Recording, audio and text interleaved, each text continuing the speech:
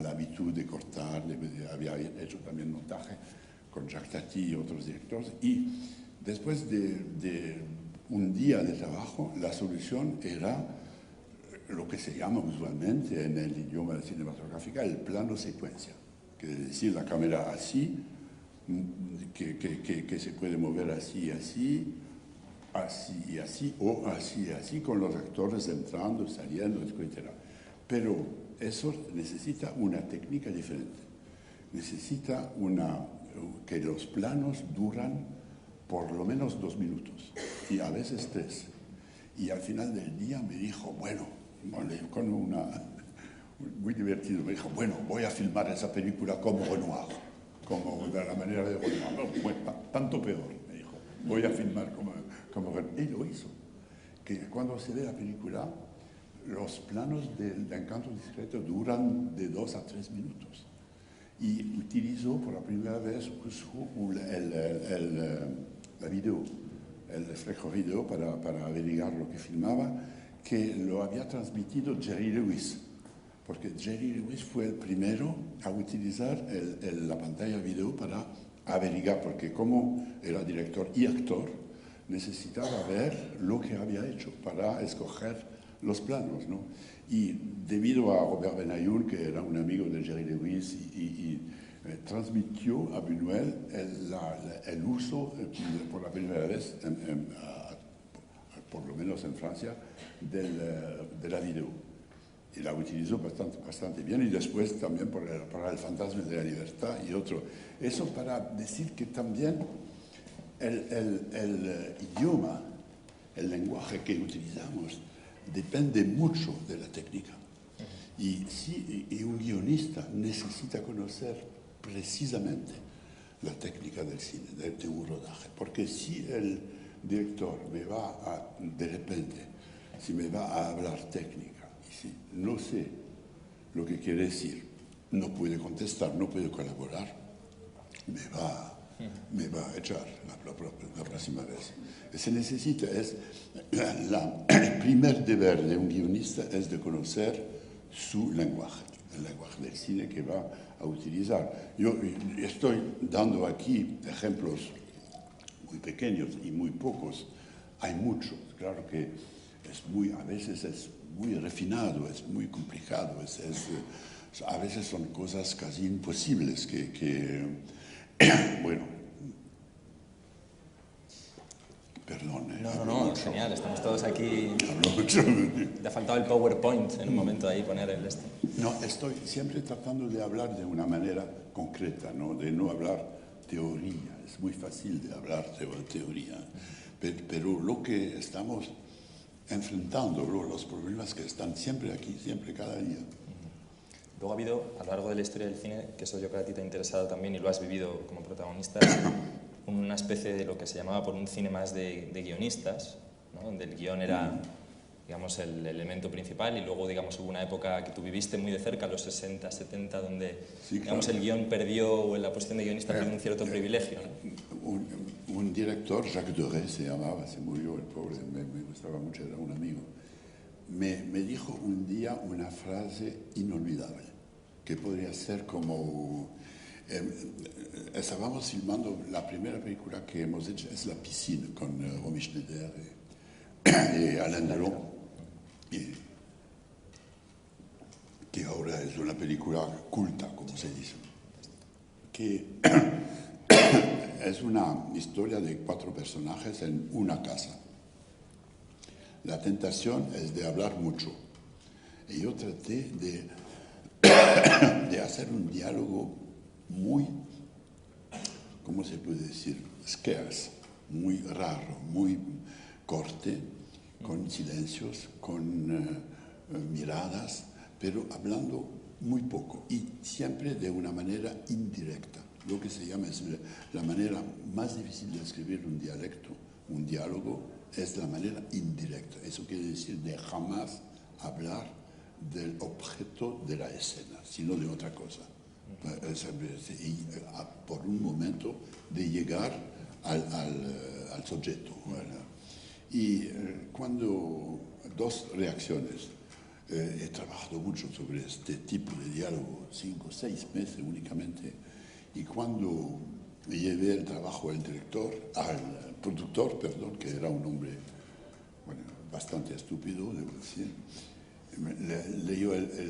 me convocó y me dijo, bueno, he leído el guión, la historia es bastante buena, pero ahora, ¿qué vamos a hacer para el diálogo? ¿Qué se puede contestar? Ahora fui a ver Jacques Doré, y Jacques Doré me dijo, Jacques Doré salía de hacer una película con Michel Audiard, que era un dialoguista muy famoso, muy hábil, muy talentoso, pero hablando mucho. Y Jacques Doré me dijo, tú sabes, cuando estoy filmando una película con un montón de diálogo, me siento preso del diálogo. La cámara está, no puedo mover mi cámara, tengo que quedarme con el personaje que está hablando. No puede ir, no puede hacer todo, porque si se pierde el diálogo, se pierde todo. La película es el diálogo. Y me dijo, la frase que me dijo es, tú cuando escribes un diálogo con pocas palabras, yo tengo la obligación de desarrollar mi imaginación de director. Eso para mí es un secreto. Para forzar, para llegar el director a buscar otra cosa que el usual plan, contraplan, habla, no habla, escucha, habla. No, eso para mí ha sido una frase iluminante en mi vida y lo creo, realmente, lo creo. Sin embargo, estoy totalmente de acuerdo, está bien, pero justo he pensado una cosa que es tú, que te gusta tanto contar historias, o sea, de hecho tienes varios libros que recopilas... Sí, podríamos contar historias. Contar historias, porque tiene 2 libros que se llaman El Círculo de los Mentirosos, donde recopilas incluso pues, leyendas, cosas que se cuentan unos a otros, y siempre te ha gustado la cultura de la gente que se sienta a hablar. En el cine, en general, siempre, es verdad que ha estado mal visto un poco, por lo menos siempre ha habido esa tendencia a mirar mal las películas muy habladas, por ejemplo, de los diálogos, esta que se dice incluso películas de gente hablando, donde puede haber una cosa muy explicativa, y justo he encontrado un texto que quería leerte. Pero mira, es otra cosa. Es otra cosa, claro, pero quería... No es cine. No, pero quería leerte una cosa que me parece interesante y que creo que te habla bastante a ti, que dice, la ficción, la narración más bien, es una forma, una película cuenta una historia y a la vez un contenido, porque la película, los personajes cuentan historias dentro de la película, ¿no? Y dice, un narrador es también algo que se filma. En la vida no paramos de contar historias. Las de los salones no son las historias de los bares. Del mismo modo que el relato de muñecas rusas de Buñuel no es lo mismo que las digresiones triviales de Godard. Es curioso que el relato buñueliano, que todo el mundo encuentra divertido y profundo, no sea retomado por ningún otro cineasta. Se trata, sin embargo, de una forma de relato muy clásica, presente en Diderot y en Quevedo, que se caracteriza por el modo en que hasta el menor figurante puede acceder de golpe y porrazo al estatuto de contador y luego desaparecer por siempre jamás. ¿Por qué tal rechazo? Tal vez sea que quien quiera que cuente una historia, la más banal o la más sucia, se convierte por un momento en el dueño de la película, no solo porque suspende el curso de la película en sus labios, sino porque se permite el tiempo de acceder, ya que solo él conoce el final, a una cierta satisfacción. Bueno, me voy. Yo no lo he escrito yo. Nada que añadir, me voy. No lo he escrito yo, no lo ha escrito Serge Daney, que conocerás. Sí, claro. Sí, es precioso. Me gusta mucho hemos dado conferencia con Serge Daney los dos. Sí, eso, bueno, para decirlo de otra manera. Para decir el contrario un poco también de lo que... Hemos nacido todos aquí en el primer siglo que ha inventado nuevos lenguajes. Aquí en el siglo XIX podríamos hablar únicamente de teatro y de literatura, pero la invención del cine, de la radio, del disco, de la televisión, de las nuevas imágenes, son nuevas técnicas que han necesitado la invención de nuevos lenguajes. Eso es y para mí ha sido la experiencia de mi vida y la fascinación de mi vida ha sido de tratar de experimentar todos esos idiomas nuevos. Eso es.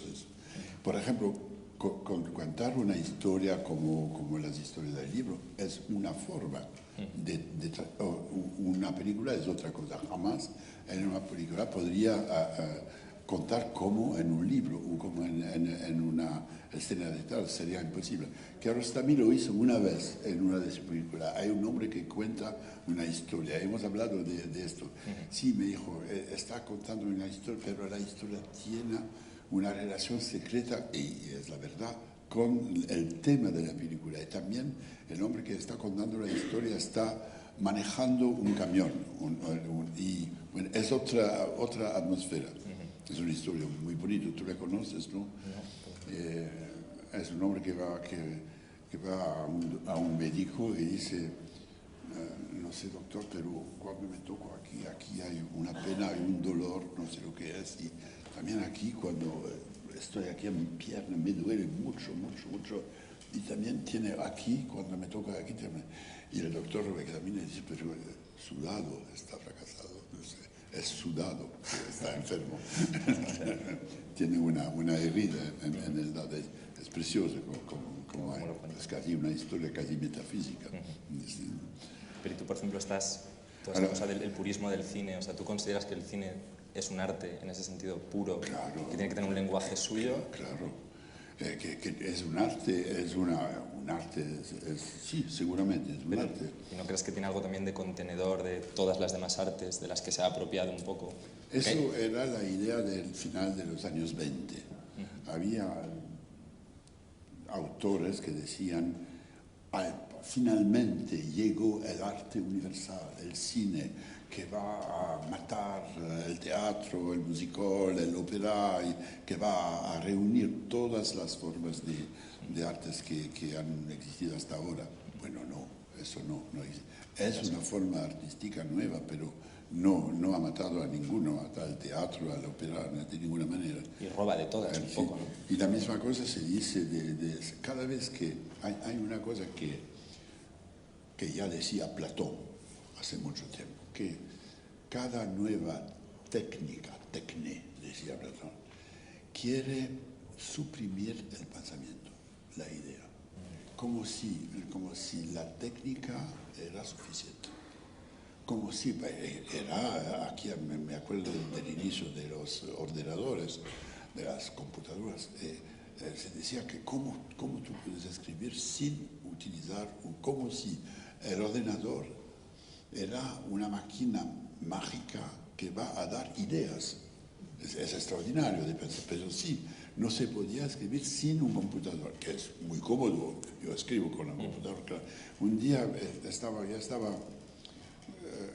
hablando en una escuela de cine en Los Ángeles, y uno de los alumnos, estudiantes, me preguntó si un día los ordenadores van a hacer películas.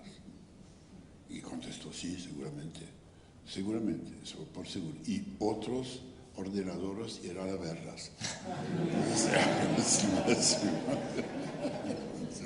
Seguramente, lo veremos. Bueno, nosotros ya a lo mejor no, pero... No, pero es una tentación del ser humano de pensar que, qué maravilla, una nueva técnica, vamos a escribir cosas maravillosas. No, más extraordinario es la técnica, más difícil es la escritura. Es difícil, pero hay que conocer. Claro, yo tengo que conocer todas las técnicas de hoy, including the Blu-ray,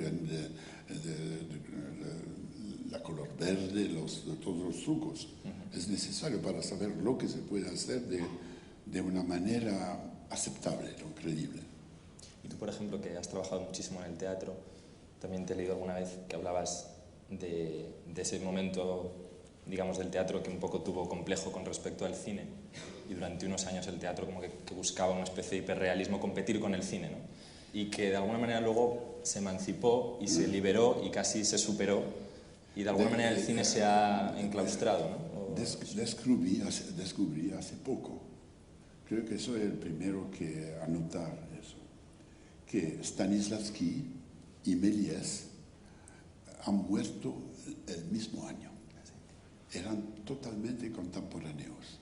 Méliès, inventor del cine de ficción, y Stanislavski, que inventó la dirección, la dirección teatral, ¿no? No puede ser una coincidencia. Hay una relación secreta. El teatro del siglo, hasta el final del siglo XIX, el teatro era realístico, era una representación tan fiel que posible de la realidad. ¿No? Cuando llega el cine, y que el cine es la realidad, puede filmar, es una serie de fotografías, y una fotografía es algo que ha existido a un momento. El teatro se liberó. El teatro con Stanislavski, con Antoine Cor, con Gordon Gray en Inglaterra, se liberó de la vinculación a la realidad. Y ha sido el inicio del fantástico viaje que hizo el teatro en el siglo XX. El teatro que puede evocar, por ejemplo, si digo, estamos aquí en una escena de teatro, si digo, mira, durante la batalla de Mahabharata, por ejemplo, un actor dice, mira los 20.000 elefantes que están aquí muriendo con sangriente y todo. Nadie en el teatro se va a hacer así para ver a los elefantes. Todo el mundo sabe que no hay elefantes en un teatro. Pero en una película, si un actor dice la misma cosa sin enseñar los elefantes, es una frustración. La diferencia mayor entre el teatro y el cine es eso, que el cine está vinculado a la representación de una cierta manera. Es muy difícil de escapar en el cine la fuerza de la imagen. En el teatro es mucho más fácil. Bueno, me acuerdo, empecé a trabajar en el teatro con Jean-Louis Barrault y me decía siempre, escribe lo que quieres y yo te lo haré. Yo te lo haré. Con pocos medios y sin tratar de, por ejemplo, en el Mahabharata hay escenas de batallas en la India antigua para, como se dice, un char de combat, como se dice, un carro de batalla. Sí, de combate, un carro, un tanque. Un tanque con caballos. Un carro de combate. Un carro de batalla. Hay carros de batalla. Lo que hizo Peter Brook fue los actores entraban en el teatro con una rueda únicamente, una rueda en estilo indiano, muy bella, y aquí pulsándola con la mano y un látigo. Era todo. El público añadaba el resto de la imagen de la batalla. Pero eso, en una película, es imposible. Si filmo eso, estoy filmando un truco de dirección teatral. ¿Entiendes? No estoy filmando realmente la historia de una manera cinematográfica, pero estoy dando cuenta de una manera, de una dirección teatral. Hay muchas diferencias, es muy, muy interesante. De las experiencias de mi vida. He trabajado 34 años con Peter Brook. Hemos hecho no sé cuántas experiencias de este tipo en todo el mundo. Pero es un ejemplo. En el teatro nadie protestó. Nadie, era perfecto, era maravilloso. Y sin perder nada de la tensión, de la energía del combate, sin perder nada.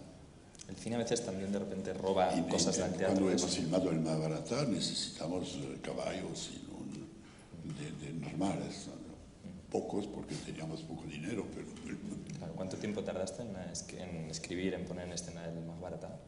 ¿Cuánto tiempo trabajaste? Bueno, el Mahabharata hemos tomado la decisión de escribir la obra de teatro en el año 74. Hemos presentado la obra el año 85, 11 años después. Claro que no hemos hecho únicamente el Mahabharata, pero ha sido un trabajo recurrente, así de vez en cuando, 3 semanas en la India, trabajando así, y poco a poco, para familiarizarme con una obra inmensa. Es 13 veces más larga que la Biblia, es enorme, poema enorme. Pero al inicio, el primer día cuando hemos tomado la decisión, me dijo dos frases, Peter Brook, maravillosas. A 3 horas de la noche, en la calle del Quartier Latin, shaking hands, y me dijo, bueno, nous le ferons quand nous le ferons. Lo haremos cuando lo haremos. Eso quiere decir, no hay una fecha, no hay una necesidad. Y la segunda fue, eso será aussi long que ce sera. Y va a ser tan largo como será. Y finalmente era una obra de 9 horas en 3 diferentes representaciones. Ha sido para mí ha sido la experiencia más difícil de toda mi vida. Y después de la obra de teatro hemos escrito un guión de una película y de una miniserie de televisión. De lo mismo, sí. Pero al inicio del Mahabharata es una coincidencia, porque hace 3 días me fui a contar el Mahabharata en el campo, en una asociación cultural que me había invitado. De vez en cuando lo podría hacer en castellano un día, claro, de contar, es muy interesante. ¿Cuánto te llevó contarlo? Sí, que necesito 1 hora y media, porque estoy claro, cuando un contador puede en 1 o 2 frases comprimir, no sé si puede decir 2 o 3 escenas, claro, es fácil. Y no he olvidado nada. Al inicio en la India los amigos hindús nos decían, si tú pones un pie en el Mahabharata, jamás podrás salir del Mahabharata. Y es la verdad. Siempre estoy bastante mejor. Y quizás después de mi muerte con Ganesha iremos caminando por los cielos contando historias uno a otro. Sería el sueño perfecto para un hombre. Por ejemplo, volviendo un momento al cine, con eso que decías, que comparabas que el cine no podía hacer esas cosas que hace el teatro, ¿no? De vez en cuando, y viceversa. Sin embargo, a veces a mí me da la sensación que también el cine, digamos, y creo que de eso hablas también tú en la película que no se ve, tiene algo, digamos, que obliga al espectador a imaginar. Tal como tú has explicado ahora también el cine muchas veces, el mejor cine muchas veces, ¿no? Quizá, es el que también obliga al espectador a trabajar, a poner algo de su parte. O sea, hay algo que queda una especie de misterio, de bruma, tú lo llamas como una nebulosa, ¿no? Por citar a un amigo que está ahí, que es algo que queda un poco... Es que cuando vamos a escribir una película es muy importante saber lo que vamos a enseñar, a poner en la pantalla. Y también lo que vamos a esconder, a no decir y a no enseñar. Es importante de dejar al público una parte, como lo hacen los grandes directores, los grandes actores de cine, una parte que sea la suya, la parte del público. Es muy importante, por ejemplo, lo que se llama elipse, como se dice, una elipsis en español. Aquí hay un crimen, y la cámara está en mi cara y estoy mirando al crimen, pero sin enseñar lo que pasa. Es la manera más clásica de no enseñar, pero hay otras mucho más hábil, mucho más fácil y mucho más discretas a veces. Hay elipsis tan discretas que a veces no se ven. Eso es muy interesante de jugar con esa posibilidad. Enseñar, pero a veces enseñar lo que vamos a enseñar no es la verdad. Creamos que hemos visto algo, pero en realidad hemos visto otra cosa porque no hemos visto todo.